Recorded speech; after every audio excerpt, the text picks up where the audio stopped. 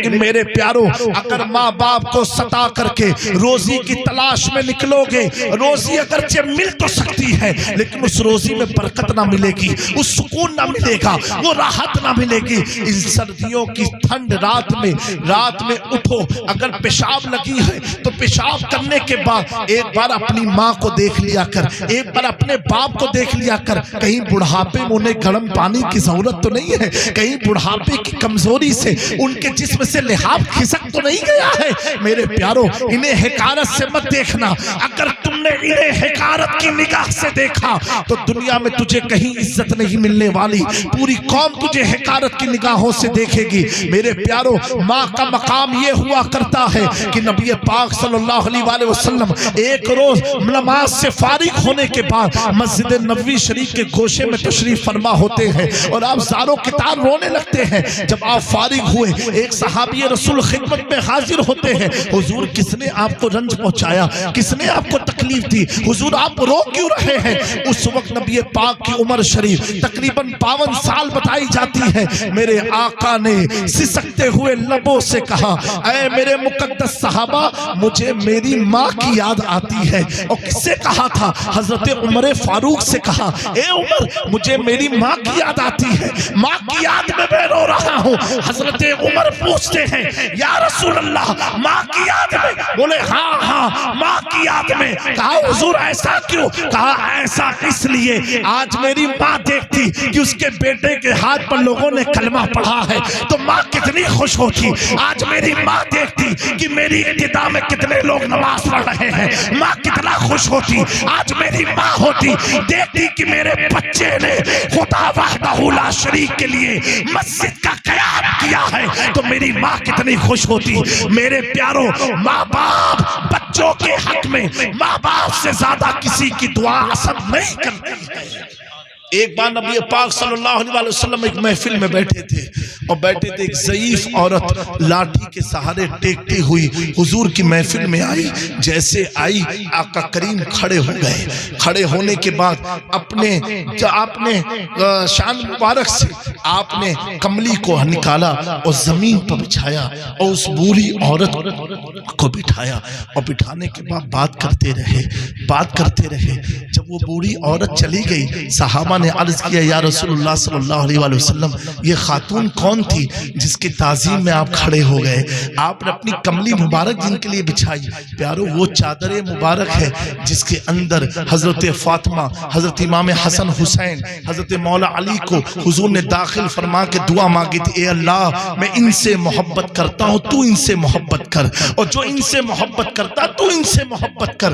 میرے پیارو اس چادر عظیم چادر کو بچھایا۔ صحابہ نے پوچھا حضور یہ کون تھی؟ میرے آقا فرماتے ہیں یہ میری وہ ماں ہے جس کا دودھ میں نے پیا ہے۔ کون؟ حضرت دائی حلیمہ تھی۔ کون تھی؟ حضرت دائی حلیمہ تھی۔ تو مسجد سے نکلنے والے دو ہوتے ہیں، جو گھر جاتے ہیں وہ ماں باپ کو دیکھنے جاتے ہیں، اور ایک قافلہ قبرستان کی طرف جاتا ہے۔ اب جو قبرستان کی طرف جاتا ہے ان سے پوچھو کہ ماں کی عظمت کیا ہے، باپ کی عظمت کیا ہے۔ اللہ رب العزت ان بچوں کی جو دستار حفظ ہے اس کی برکت سے ہمارے والدین کی عمر میں برکت عطا فرمائے، ان کا سایہ دراز فرمائے۔ کل ایک جملہ معترضہ کے طور پر عرض کرتا ہوں، کل جب میری بات ہوئی سید امین القادری صاحب سے ایک پروگرام کے سلسلے میں، اور غفلت میں ایئرپورٹ پر سو گیا تھا، تو انہوں نے ایک بات بڑی پیاری مجھ سے کہی، کہا جامی میاں بڑے نصیب والے ہیں۔ میں نے کہا کیوں سید صاحب؟ کہا اس لیے کہ اتنی اچھی نیند اگر آپ سو رہے ہیں گویا کہ آپ کا مقدر بڑا اچھا ہے۔ میں نے کہا کیوں آپ ایسا کہہ رہے ہیں؟ کہا لوگوں کو دوا کھا کے بھی نیند نہیں آتی ہے، لیکن آپ اتنے سکون سے سو رہے ہیں، اس کا مطلب آپ کے ماں باپ کی دعائیں آپ کے ساتھ بہت ہیں۔ یہ ان کا جملہ تھا. اور میں آپ کے اطمینان کو دیکھ کر کے مجھے ایسا محسوس ہوتا ہے کہ اللہ آپ کے ماں باپ کی عمر میں خوب برکت عطا فرمائے. جب ماں باپ نیک و صالح ہوتے ہیں نا تو بچے ایسے ہی سویا کرتے ہیں.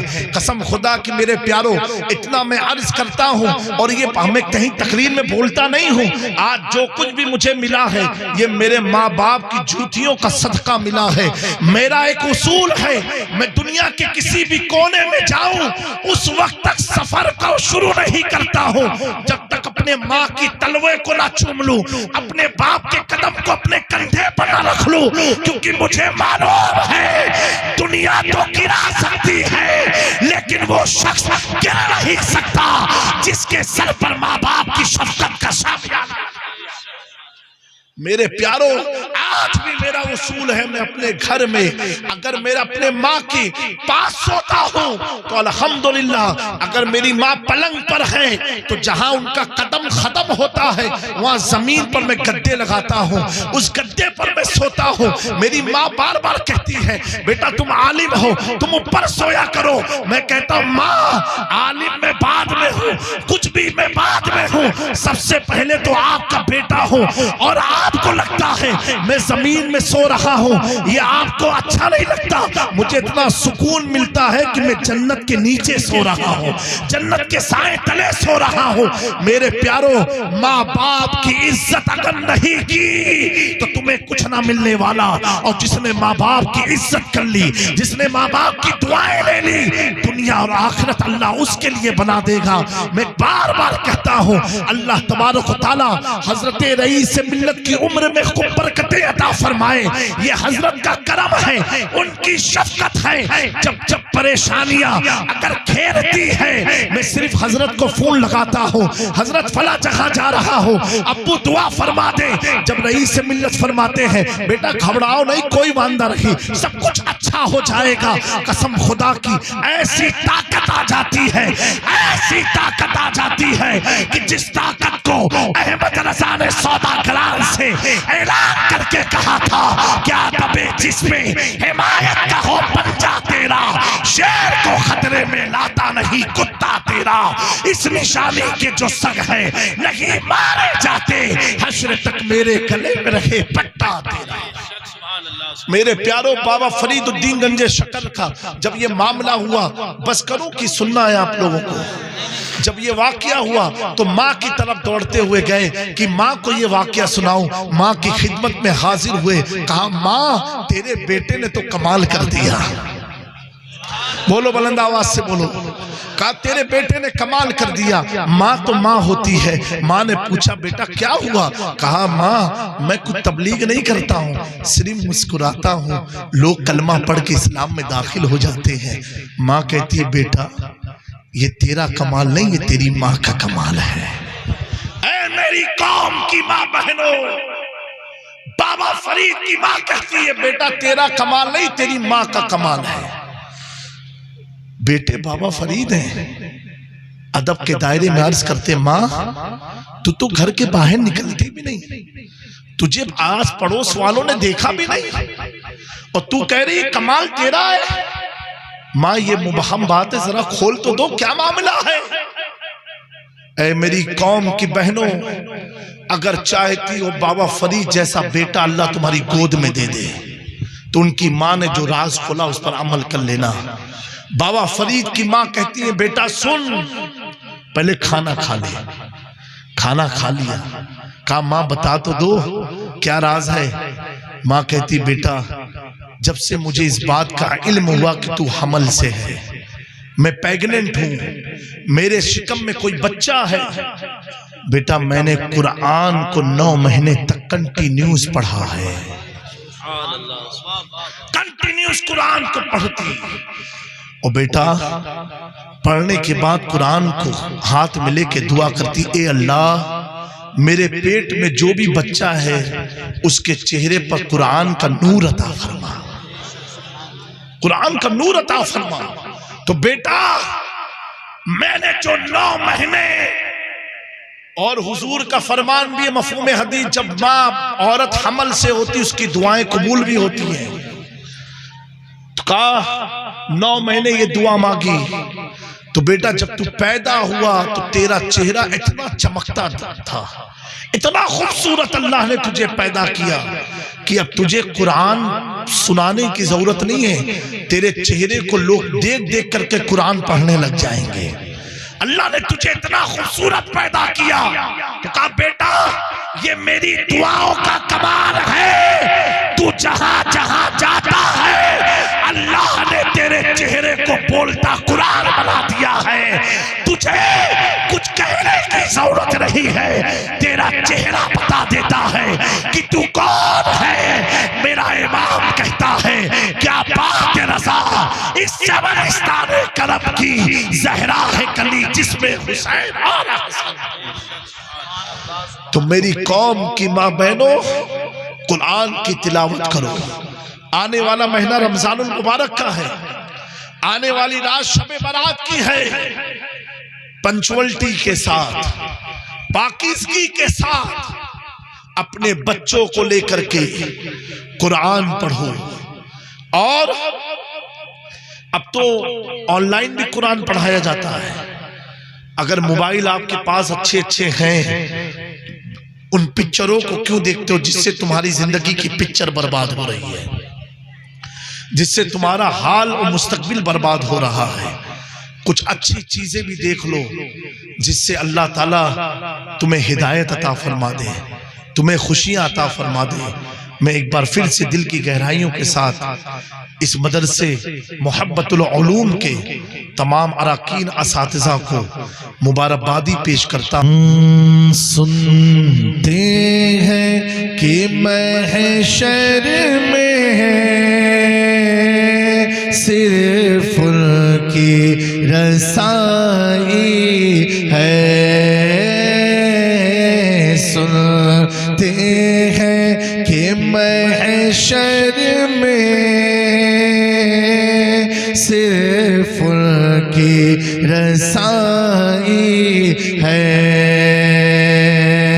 سنتے ہیں کہ محشر صرف ان کی رسائی ہے، سنتے ہیں کہ محشر میں صرف ان کی رسائی ہے، ان کی رسائی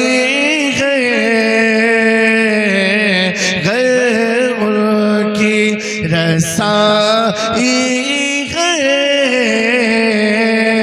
لو جب تو بن آئی ہے، ان کی رسائی ہے، لو جب تو بن آئی ہے،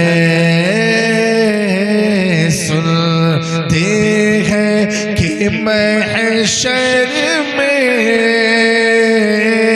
صرف ان کی رسائی ہے، بازار عمل میں تو سودا نہ بنا اپنا، بازار عمل میں تو سودا نہ بنا اپنا،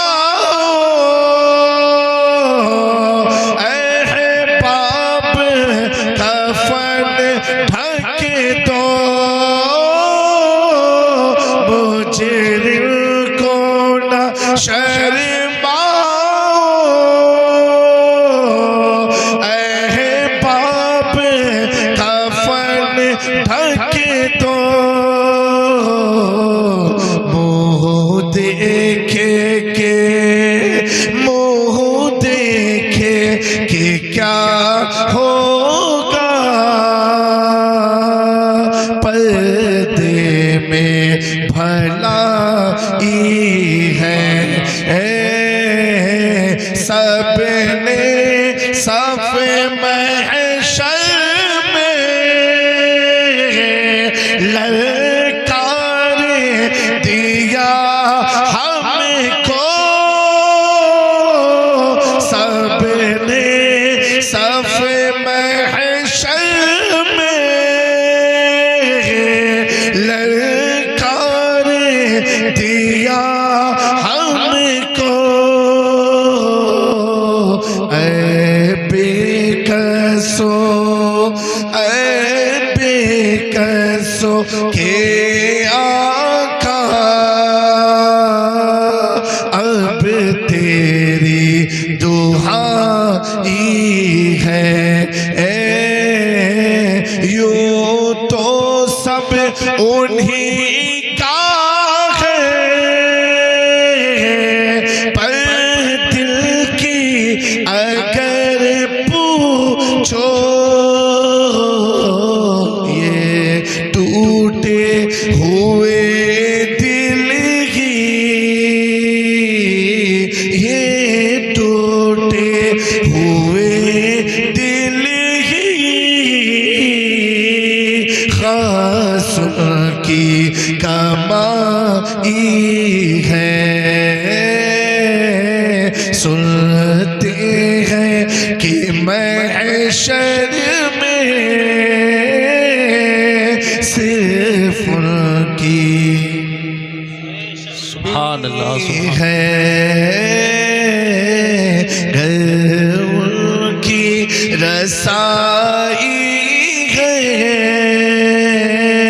لو جب تو بن آئی ہے، میرے امام فرماتے ہیں مچل کے دو سبحان اللہ، اور بہت سے بلند کے دو سبحان اللہ، مطلع میں شک کیا تھا،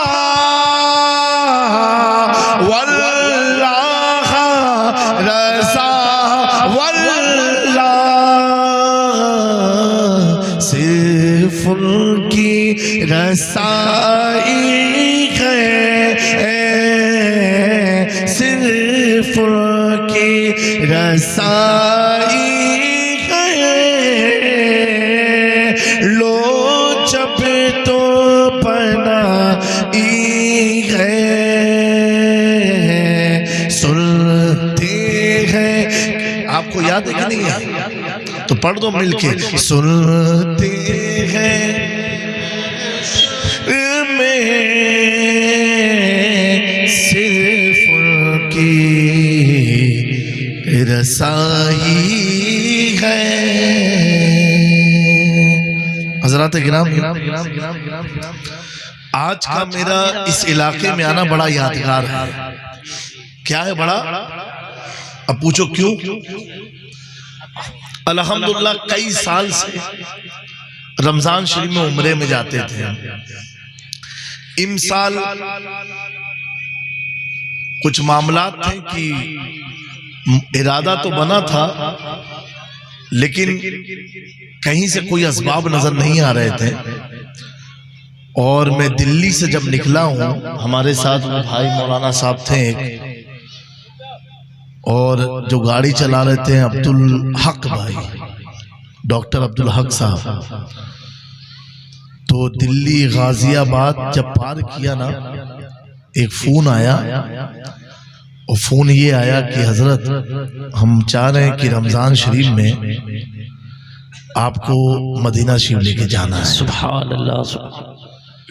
تو ہم نے کہا بھائی اس سے بڑی کیا بات ہو سکتی ہے؟ اچھا یہ سفر بھی ایسا ہوگا کہ میری زندگی میں پہلا رمضان ایسا ہوا کہ ہم کو نکاح پڑھانے جانا ہے مدینہ شریف میں، رمضان میں نکاح پڑھانے جانا ہے۔ رمضان میں کبھی سنا شادی ہوتی ہے؟ ارے بھیا بولو، مہاں سے کچھ تو بولو، نہیں ہوتی نا۔ لیکن دیکھو حضور کیسے بلاتے ہیں، ایک آدمی اس کو شادی کرنی ہے، رمضان شریف میں نکاح پڑھوانا مدینہ شریف میں، تو کہا حضرت آپ چلو۔ تو ہم نے تو اسی گاڑی ہی میں جیسے پیغام سنا نعت پڑھنا شروع کر دیا. ہاں الحمدللہ. تو اب یہ سفر کتنا مبارک رہا کہ میں اپنی تھکان پوری بھول گیا. جبکہ ہم نے مولانا صاحب سے کہا تھا آئیں گے تھوڑا سوئیں گے، لیکن سونے کا موقع ہی نہیں ملا. اتنی خوشی تھی الحمدللہ. تو یہ میں یقیناً دارالعلوم اہل سنت محبت الرسول کے تمام طلبہ جن کی دستار ہے، یہ سمجھے ان کی برکت ہے کہ ہم ان کے پاس آئیں اور حضور نے ہمیں اپنے پاس بلا لیا. سبحان اللہ سبحان اللہ. اللہ تبارک و تعالیٰ میرے امام فرماتے نا کام وہ لے لیجئے تم کو جو راضی کرے، ٹھیک ہو نام رضا تم پہ کروڑوں درود. یہ طلبہ کی دستار کے لیے ہم آئے اور حضور نے اپنے شہری بلا لیا. اللہ رب العزت ہم سب کو بادب مدینہ منورہ کی حاضری نصیب فرمائے اور آپ کے اس گاؤں میں خوب خوشیاں عطا فرمائے، آپ کے کھیت کھلیان میں خوب برکتیں عطا فرمائے. مجھے 20 نومبر کو اسی ضلع کے کسی علاقے میں ایک جلسے میں آنا تھا، 20 نومبر 2025، اور ہمارے خاندان میں ایک انتقال ہوا تھا، 40واں تھا اتفاق سے اسی تاریخ میں، تو جس کی وجہ سے میری شرکت نہیں ہو پائی تھی. لیکن اسی منبر پر ایک مولانا صاحب بیٹھے بیچارے، ان کی محبت بھرے کچھ جملے تھے میرے لیے جو انہوں نے مجھ سے کہا. تو جب سے انہوں نے ایک بات کہی تھی تب سے میں یہ کلام ڈیلی سنتا تھا. سنتے ہیں کہ محشر میں صرف ان کی رسائی ہے، اور ہم نے سوچا رہا جب بھی مولانا ملیں گے ان کو یہ کلام سنانا ہے اور ان کی بات واپس کروانا ہے. الحمدللہ وہ بھی کام ہو گیا، اسی شہر میں آ کر کے ہوا ماشاءاللہ. ابھی بھیا کچھ تو بولو، ہمیں سمجھا تو کہ ہندی سمجھا تو کہ اردو سمجھا تو کہ بھوجپوری. نعرہ تکبیر، نعرہ رسالت، مسلک اعلی حضرت حضور رئیس العلماء. نعرہ تکبیر، نعرہ رسالت. موبائل تو ہے نا سب کے پاس. جب آپ موبائل نکالت ہو، ابھی محفل میں بیٹھے ہو، نوجوان سب ہے نا، ایک بار 1 منٹ میں آدمی موبائل کتنی بار ہاتھ میں لیتا معلوم ہے؟ ارے کبھی سب سروے کیے ہو؟ 1 منٹ میں آدمی کئی بار موبائل ہاتھ میں لیتا ہے، کئی بار ہاتھ میں لیتا ہے. جبکہ رنگ ٹون آن ہے، میسج کا رنگ ٹون آن ہے، الارم آن ہے، پھر بھی وہ چیک کرتا ہے اٹھا اٹھا اٹھا. تو سائنس کیا کہتی معلوم ہے نوجوانوں؟ سائنس کہتی ہے کہ کبھی میگنیفائی لینس سے آتا ایک شیشہ آتا ہے، اس سے کبھی اپنے ہاتھ کی ہتھیلی دیکھنا. تو تو لوگ ڈرائے جی اپنی ہتھیلی دیکھ کے. کیا ہے؟ اتنے سوراخ ہیں ہاتھ کی ہتھیلی میں. کیا ہے؟ سوراخ ہے. تو جب موبائل آدمی یوز کرتا ہے نا تو اس کی ریزز جس کو شعاعیں وہ ہماری اس سوراخ کے ذریعے باڈی میں سرایت کرتی ہے. کیا کرتی ہے؟ سرایت کر جاتی ہے، پوری باڈی میں گھومتی ہے. اب کیا ہوتا ہے، اب بار بار ہاتھ کو اس کی گرمی چاہیے، اس لیے آپ بار بار اسے ہاتھ میں لیتے. کیوں؟ اس کی شعاعیں جو ہے آپ کی باڈی میں سرایت کر گئی، پوری گھوم چکی ہے. کیا ہوئی ہے؟ ارے بھیا کچھ تو بولو. تو کیا آپ کرتے ہو؟ بار بار اسے اٹھائیے. کیوں اٹھاؤ گے؟ کیونکہ وہ جو ریزز اندر گئی ہے وہ بار بار مانگتی. جیسے گٹکا کھانے والا جو آدمی ہے وہ قسم کھائے لے میں گٹکا نہیں کھائیوں نہیں کھائیوں نہیں کھائیوں، لیکن وہ اندر سے کوئی چیز مگھی لاؤ، کوئی چیز کھائے کا من ہوئی ہے. تو کیوں؟ کیونکہ اس کے جو بیکٹیریا ہیں وہ آپ کے ہارمونز میں جا کر کے میلٹ ہو چکے ہیں، وہ ریکوائر کرتے ہیں. وہ کیڑا کہتا ہے اب آنا چاہیے اب آنا چاہیے اب آنا. تو کبھی کبھی مجبوراً آپ کو گٹکا کھانا پڑتا ہے کیونکہ وہ چیز مانگ رہی ہے. میرے پیاروں پتا چلا کوئی چیز؟ ایک موبائل ہے جس کی شعاعیں باڈی میں سرایت کر گئی. آپ گوگل میں چیک کرنا ہے یہ چیز کو. تو بار بار ہاتھ آپ کا مانگ رہا ہے mobile mobile mobile mobile mobile. میرے پیاروں کو سمجھ میں آیا یہی موبائل کی شعاعیں باڈی میں سرایت کر جائے تو بار بار آپ کا دل راغب ہوتا ہے، مائل ہوتا ہے کہ موبائل لو موبائل لو موبائل لو. میرے پیاروں، جس طریقے سے موبائل کی شعاعیں جب جسم میں سرایت کر جاتی ہے تو ہمارا وجود بار بار اس کا مطالب کرتا ہے، طلب کرتا ہے کہ میرے پاس لاؤ میرے پاس لاؤ. اسی طریقے سے اولیاء اللہ نے قرآن کو اتنا پڑھا، اتنا ہاتھوں میں لیا کہ قرآن کی نورانیت ان کے جسم میں سرایت کر گئی. سبحان اللہ سبحان اللہ ماشاءاللہ. کیا ہوئی؟ سرایت کر گئی. اب خواجہ غریب نواز جب قرآن پڑھنا شروع کرتے تھے، ایک ایک نشست میں 3 قرآن، ایک نشست میں 10 قرآن، ایک نشست میں 30 قرآن، ایک نشست میں 60 قرآن، پارے نہیں پورا پورا قرآن پڑھتے جاتے تھے. اور بیچ میں ایک قرآن پڑھ کے رک جاتے، پھر دوسرا شروع کرتے. دوسرا قرآن مکمل ختم ہوتا، ایک قرآن میں 30 پارے ہیں، 30 پارے پڑھ کے پھر رک جاتے ہیں. ایک مرید نے پوچھا کہ حضور، یہ آپ جب پڑھتے ہیں قرآن پاک کو، بار بار لیتے ہیں قرآن پاک کو، تو حضور یہ بتائیں یہ بیچ میں رک کیوں جاتے ہیں، بیچ میں رکتے کیوں ہیں؟ خواجہ غریب نواز فرماتے ہیں جب میں قرآن کھول کے پڑھنا شروع کرتا ہوں اور جب پڑھتا ہوں تو یہ سوچ کے پڑھتا ہوں کہ میں اپنے رب کو سنا رہا ہوں، میں اپنے اللہ کو سنا رہا ہوں.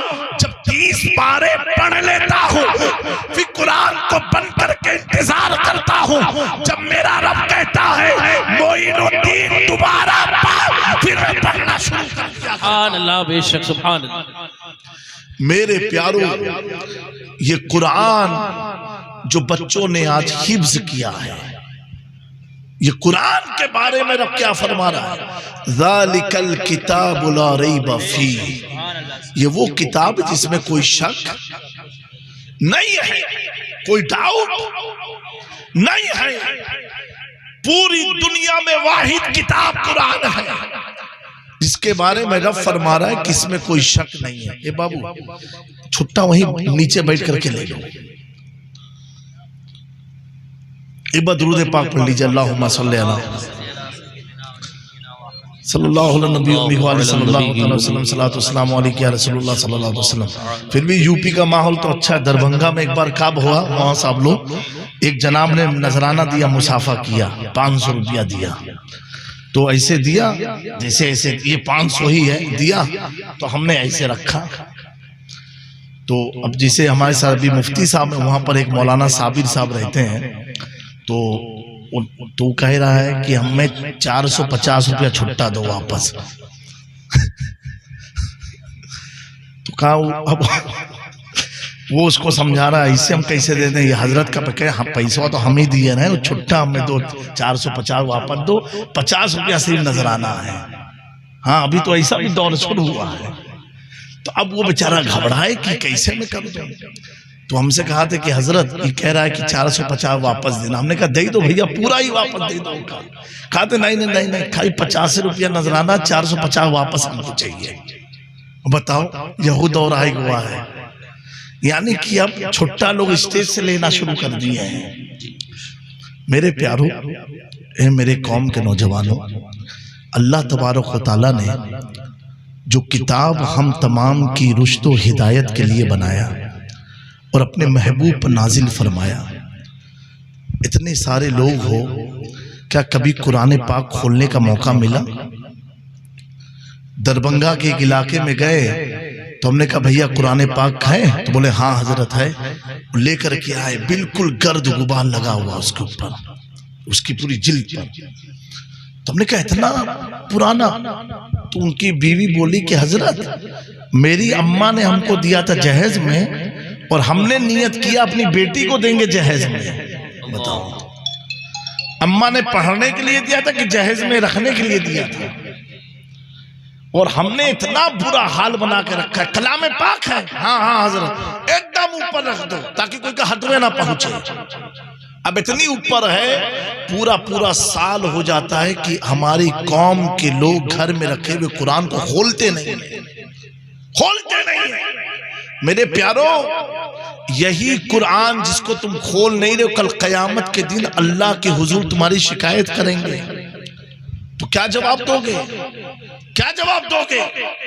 اور پیارو اتنا یاد رکھنا، خاص طور سے یو پی والوں، اگر ظلم کا سامنا کرنا ہے تو سنو، ظالموں کو اگر ہرانا ہے تو تمہارے نعروں میں اس وقت تک تاثیر آ ہی نہیں سکتی جب تک ہاتھ میں قرآن کا دامن مضبوط ہے۔ بے شک سبحان اللہ سبحان اللہ۔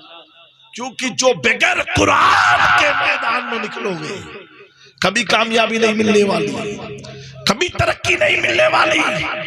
یہ قرآن اتنی مقدس کتاب ہے جس کو ان بچوں نے اپنے سینے میں محفوظ کیا۔ آپ سوچو تو صحیح، ان بچوں نے اپنے سینے میں رکھا، آج سینکڑوں کے بیچ میں ان کے سروں پر امامہ پہنا جائے گا۔ کیوں امامہ اس لیے پہنا جائے گا کیونکہ یہ بچے حافظ قرآن ہو گئے۔ میرے پیارو، اگر قرآن سینے میں آ جائے اب وہ بچہ آپ بچوں کی طرح نہیں ہوتا ہے، اور ایمان کے ساتھ اگر دنیا سے رخصت ہوا تو اپنی 7 پیڑھی پچھلی اور 7 پیڑھی اگلی کی اللہ کے حضور شفاعت کرائے گا۔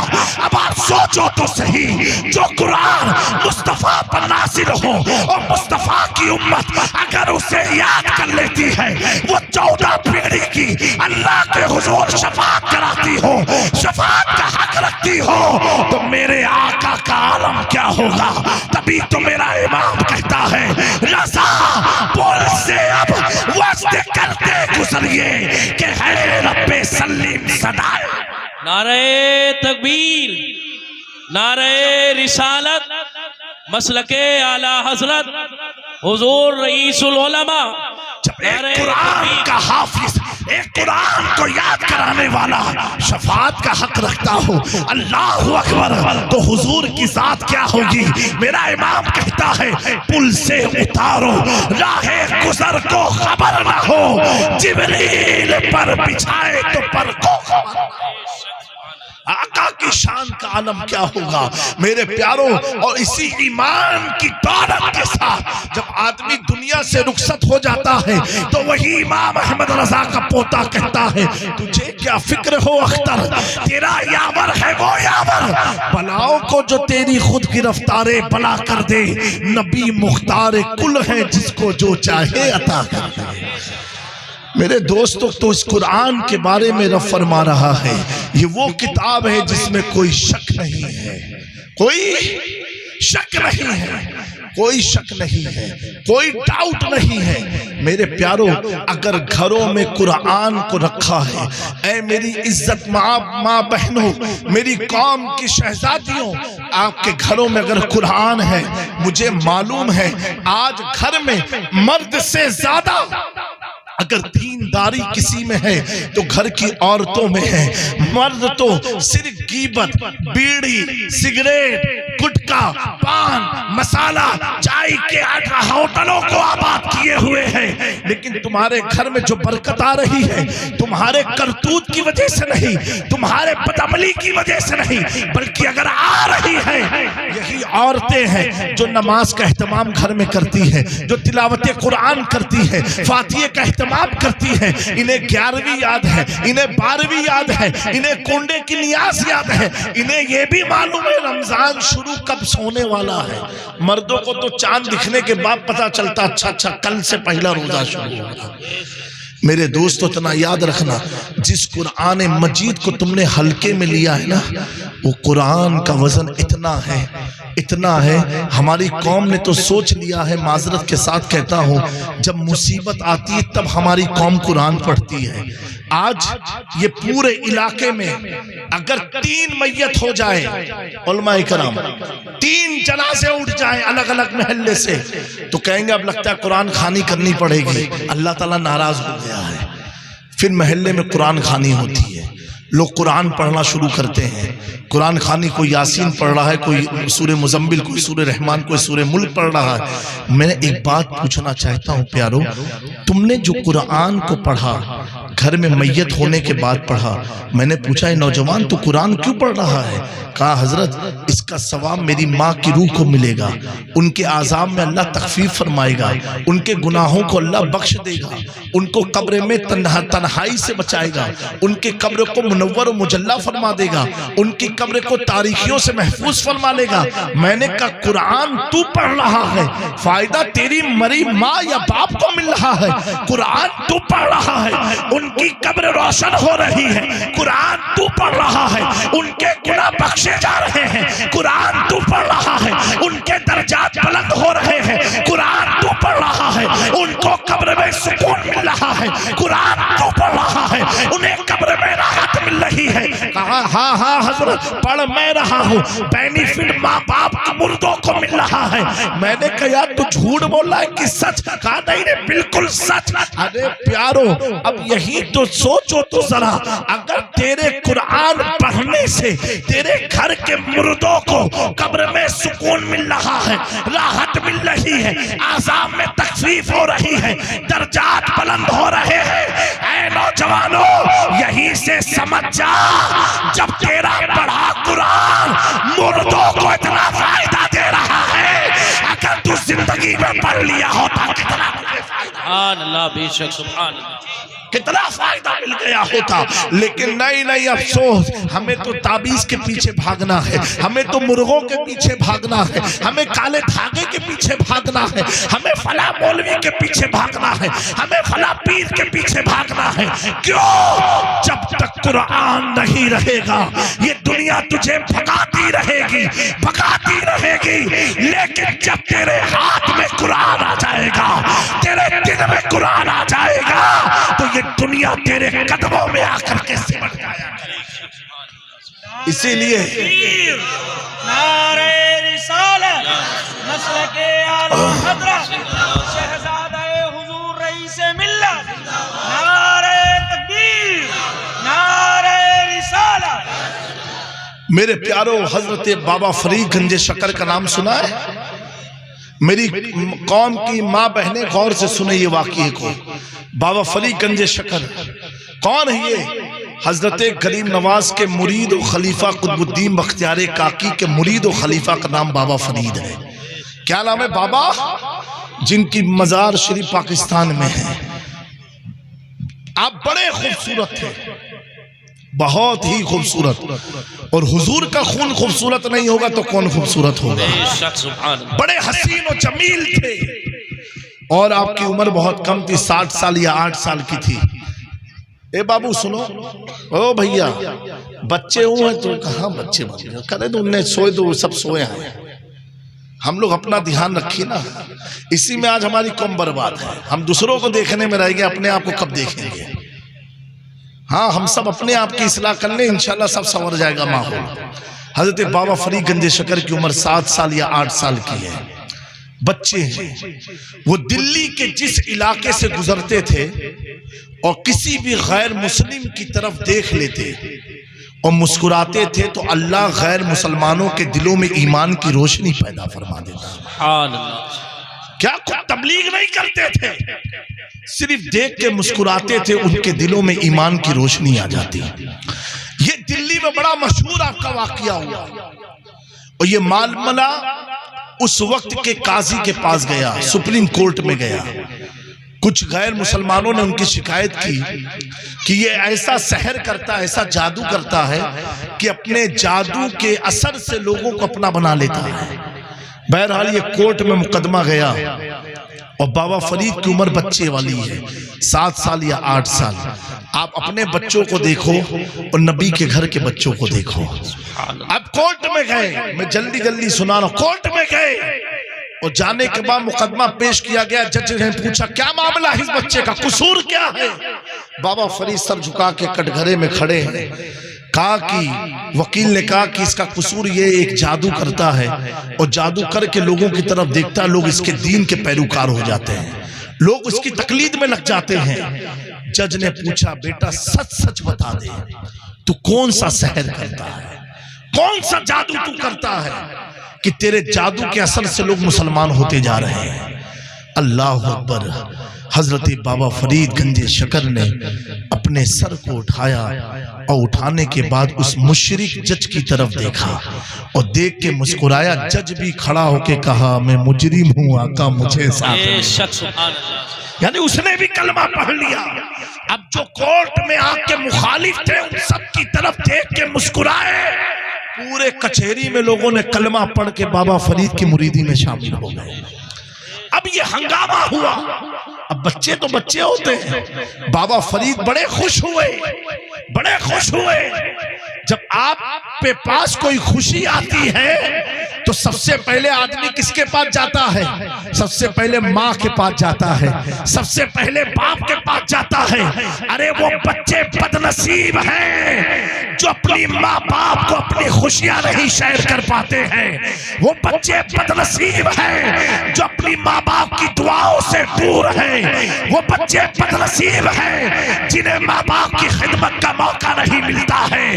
اتنا یاد رکھنا، ماں باپ کی دعا اولاد کے حق میں ایسی ہوتی ہے جیسے امت کے حق میں کسی نبی کی دعا ہو۔ ماں باپ وہ ہوتے ہیں کہ بایزید بستامی 40 سال تک بیابان جنگلوں میں چکر لگاتے رہے، خدا نہ ملا، لیکن وہی بایزید 40 سال کے بعد جب اپنے ماں کے قدموں میں لپٹتا ہے اور ماں کہتی ہے اے بیٹا کیا خدا ملا؟ بایزید کہتے ہیں اے میری ماں مجھے خدا 40 سال میں نہ ملا۔ بایزید کی ماں اپنے آنچل کو اٹھا کے کہتی ہے اے اللہ میری نیکیوں کے طفیل میرے بایزید کو تو مقام محبوبیت عطا فرما دے۔ حضرت بایزید فرماتے ہیں 40 سال کا مجاہدہ ایک طرف اور 4 سیکنڈ کی دعا نے ماں کی خدا سے مجھے بلا۔ بے شک سبحان اللہ، تکبیر، نعرہ رسالت، نعرہ رسالت، مسلک اعلی حضرت۔ میرے پیارو، آپ بہت دولت مند ہیں اگر آپ کے ماں باپ سلامت ہیں۔ آپ سمجھئے بڑے طاقتور ہیں اگر ماں باپ سلامت ہیں۔ پوچھو ان بچوں سے جن کے سر پر ماں باپ کا سایہ اٹھ چکا ہے۔ اتنا یاد رکھنا یہ ٹھنڈک کی رات ہے، اپنے کمرے میں ہیٹر لگانے سے پہلے اپنے بوڑھے ماں باپ کا کمرہ پہلے دیکھ لینا۔ اگر ماں باپ کے کمرے میں ہیٹر نہ ہو، اے میرے قوم کے نوجوانوں اپنے کمرے میں مت لگانا، کیونکہ اتنا یاد رکھنا جب تو اوڑھنا نہیں جانتا تھا تو یہ ماں باپ رات رات وہ جگ جگ کے تجھے اوڑھاتے تھے۔ جب تو چادروں کو ہٹا دیتا تھا یہ سخت رات ٹھنڈک میں اٹھ کر کے تیری چادر کو تیرے جسم پر ڈالتے تھے۔ جب تو بولنا نہیں جانتا تھا تیری سسکیوں سے سمجھ جاتے تھے کہ دودھ کا پیاسا ہے یا پانی کا پیاسا ہے یا بھوک کا احساس ہے۔ یہ ایسے ہے کہ جب تو غلاظت کرتا تھا اپنے ہاتھوں سے تیری غلاظت کو صاف کیا ہے۔ جب تو استنجا کرتا تھا تیرے استنجا کے مقام کو صاف کیا ہے۔ تجھے رات رات بھر چیک کرتے تھے۔ وہ ماں کیسی ہو ہی نہیں سکتی ہے جو چھوٹے بچے کو رات بھر نہ دیکھتی ہو۔ میرے پیارو، اسی لیے آپ دیکھو تو صحیح، اللہ کے نبی صلی اللہ علیہ وسلم سے ایک صحابی رسول نے پوچھا تھا ماں کے حق کی ادائیگی کے تعلق سے۔ پیارے آقا صلی اللہ علیہ وسلم نے فرمایا اگر کوئی شخص اپنی ماں کو اپنے کندھے پر بٹھا کر کے پورا راج کرا لے پھر بھی ماں کی پہلی چیز کا بھی حق وہ ادا نہیں کر سکتا۔ ماں بڑی عزت والی ہوتی ہے، ماں بڑی عظیم ہوتی ہے۔ اگر بیٹا مجدد ہو جائے، اگر بیٹا وقت کا غوث ہو جائے، اگر بیٹا وقت کا مخدوم ہو جائے، لیکن اس غوث کی جنت بھی اسی ماں کے قدم کے نیچے ہوا کرتی ہے۔ میرے پیارو، کبھی ماں باپ کو حقارت کی نگاہ سے مت دیکھنا۔ چلتے چلتے ایک بات عرض کرتا ہوں، ماں باپ کی اہمیت یہاں سے سمجھو۔ جب عید کی نماز سے آپ فارغ ہو کر کے مسجد سے نکلتے ہو تو نکلنے والے دو طرح کے لوگ ہوتے ہیں. ایک نماز پڑھ کے ڈائریکٹ اپنے گھر جاتے ہیں. جو گھر جانے والے ہوتے ہیں وہ بڑے خوش نصیب ہوتے ہیں, کیونکہ نماز عید کے بعد اپنے ماں باپ کا جنتی چہرہ دیکھنے جا رہے ہیں. اللہ کے نبی صلی اللہ علیہ وآلہ وسلم نے فرمایا 3 چیزوں کو دیکھنا عبادت ہے. کعبے کو دیکھنا عبادت, قرآن کو دیکھنا عبادت, اور ماں کے چہرے کو دیکھنا عبادت ہے. میرے پیاروں, وہ لوگ بڑے خوش نصیب ہیں جن کی ماں حیات ہے اور اپنے ماں کے چہرے کو دیکھا کرتے ہیں. میرے پیاروں, تم اپنے ماں کے لپٹ کر کے ایک بار کہو تو صحیح, اے ماں روزی نہیں ہے, دھندے نہیں ہے, کاروبار نہیں ہے, اے ماں ایک بار تو کہہ تو دے اپنے رب سے, ایک بار کہہ تو دے اپنے بیٹے کے لیے. قسم خدا کی, اللہ کے نبی صلی اللہ علیہ وآلہ وسلم نے ارشاد فرمایا ماں کی دعا کی چیز عرش الہی تک پہنچتی ہے بچے کے حق میں. کہ اللہ نے وہ دن انہیں دکھایا ان کے ادارے کو کہ جن بچوں کے پیچھے شب و روز اساتذہ نے محنت کی, آج ان بچوں نے سورہ فاتحہ سے سورہ ناس تک زبانی یاد کر دیا. ایک استاذ کے لیے بہت بڑی کامیابی کی بات ہوتی ہے جب ان کی بارگاہ کا تربیت یافتہ بچہ مکمل حافظ قرآن ہو کر کے قوم کے روبرو آتا ہے. میرے پیارو, ان کے ماں باپ کو جنت میں تاج پہنایا جائے گا تو یقیناً ان کے پڑھانے والوں کو بھی اللہ تعالیٰ وہ اجر دے گا دنیا اور آخرت میں. خود پیارے آقا صلی اللہ علیہ وسلم نے فرمایا تم میں سے بہتر وہ شخص ہے جو قرآن سیکھے اور سکھائے. الحمدللہ آج انہی بہتروں کے بیچ میں ہم آئے ہیں. اللہ ہماری زندگی کو بھی بہتر بنا دے. اللہ رب العزت ہمارے والدین کی عمر میں برکت عطا فرمائے, ان کا سایہ دراز فرمائے. میرے بولنے میں سننے سنانے میں کوئی غلطی ہوئی مولا اپنی رحمت سے معاف فرمائے. اس علاقے میں اپنی برکتوں کا نزول فرمائے. میری قوم کی بچیوں کے دلوں میں اللہ خاتون جنت کے چادر تطہیر کے طفیل اسلام کی محبت پیدا فرمائے. استغفر اللہ ربی من کل ذنب واتوب الیہ وما علینا الا البلاغ. السلام علیکم ورحمۃ اللہ تعالی وبرکاتہ.